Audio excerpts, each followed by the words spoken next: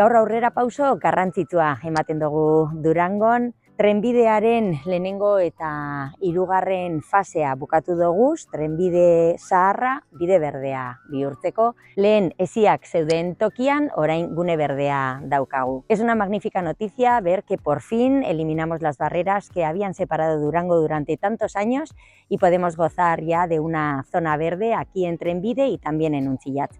Y lo mejor está todavía por venir, porque pronto empezaremos con la segunda fase, que unirá también Ermodo con Ollería Kalea. La fase 2 es crucial.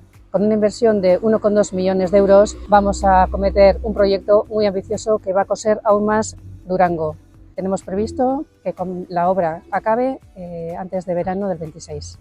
Obra hauekin espazio publikoak modu jasangarrian integratzea bilatzen dugu, irisgarritasuna sustatuz eta durangar guztientzat erreferente izango den bide berdea sortuz.